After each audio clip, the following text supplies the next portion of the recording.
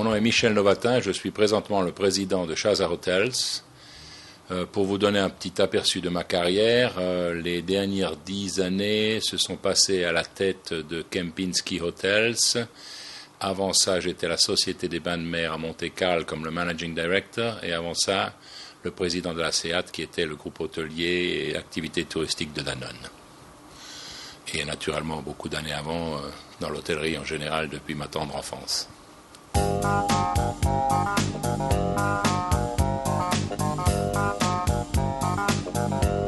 Je crois que déjà l'expérience compte, c'est ce que je pense qu'il est le plus important. Il faut être disponible quand on est un leader, il faut avoir une ouverture d'esprit. Je pense qu'il faut aussi avoir un certain charisme, parce qu'on travaille avec des gens. Il faut être juste, tout en étant ferme. Et puis, naturellement, homme d'affaires, parce qu'il y a des résultats à la fin de l'année qui doivent être là.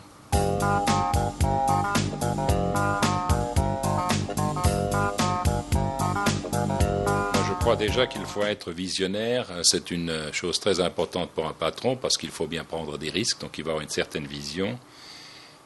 Il ne faut pas être irresponsable, car on a quand même des comptes à rendre. Pour les collaborateurs, il est important d'être convaincant, insuffler le dynamisme pour que les gens aient envie de travailler et en même temps être rassurant. Toujours avoir la pêche, être devant, c'est un peu, si vous voulez, en Amérique on dit un coach, c'est-à-dire l'homme qui porte le ballon, qui distribue le jeu et qui incite les gens à travailler et leur donner beaucoup de responsabilités pour qu'ils se sentent concernés.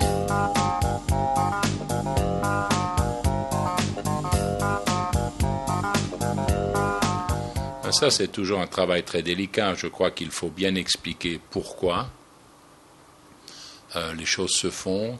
Il faut quand même être humain en même temps. Il faut prendre du temps. Mais à la fin, il faut être décisif parce qu'on ne peut pas revenir sur des décisions comme ça.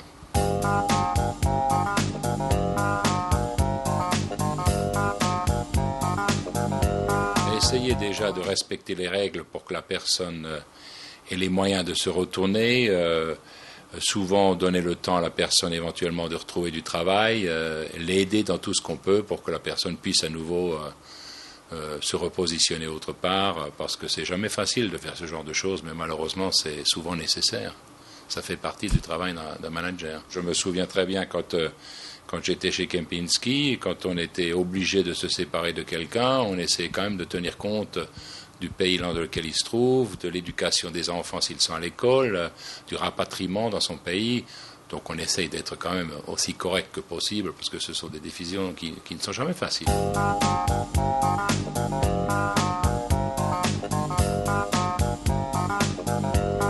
Pour moi, c'est ne pas tenir parole.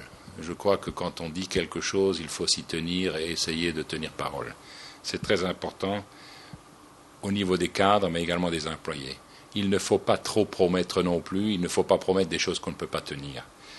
Il ne faut pas montrer sa faiblesse, parce que quand on montre sa faiblesse, ma foi, ça peut être dangereux, parce que certaines personnes peuvent en prendre acte et considérer ça comme quelque chose où on n'est pas sûr de soi. Mais ça, c'est également important. Il faut aussi donner les raisons aux gens, toujours expliquer, très bien expliquer aux gens, ça c'est également très important. Il faut aussi ne pas s'enfermer dans un tour d'ivoire. Beaucoup de patrons ont tendance à s'enfermer, à se détacher de la base ou des cadres, et ça c'est quelque chose. Il faut toujours rester disponible pour que les gens puissent vous voir.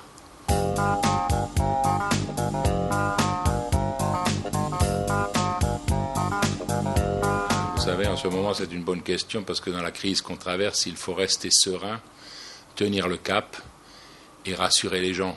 Ça, c'est très difficile parce que, naturellement, les pressions sont là, les résultats ne sont pas là, mais il ne faut pas que les gens qui travaillent pour vous sentent trop ça. Ça, c'est quelque chose qui est la responsabilité du patron, et il ne faut pas montrer trop ça aux employés, parce qu'autrement, tout le monde prend peur, et ça, c'est quelque chose de très important.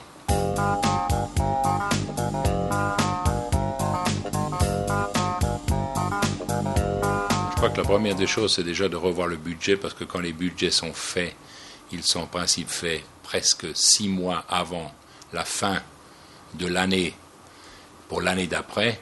Et donc ça, c'est déjà une chose, de bien analyser les chiffres, d'impliquer les gens autant que possible pour que les gens trouvent souvent eux-mêmes les solutions.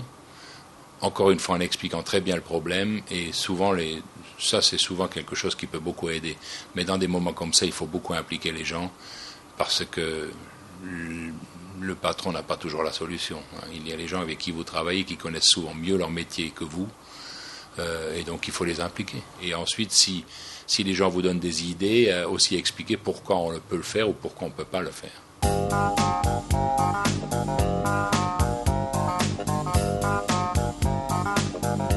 Dans mon métier présent, je n'ai pas beaucoup d'employés puisqu'on crée une société, mais dans mon métier d'avant, où on avait quand même 15 000 employés, et celui d'avant de la Société des Bains de Mer, où il n'y avait que 3 000, je me promenais beaucoup, j'allais beaucoup voir les gens, je faisais des réunions, je me mettais à la disponibilité des gens, même à travers le monde. Quand je voyageais, j'essayais de faire des réunions pour que les gens puissent poser des questions. Et c'était la même chose d'ailleurs pour ce qu'on appelle les employés de base, le rank and file. Mais encore une fois, communiquer, parce que les gens souvent n'ont aucune idée de ce qui se passe et sont dans leur petit monde à eux, et il faut expliquer.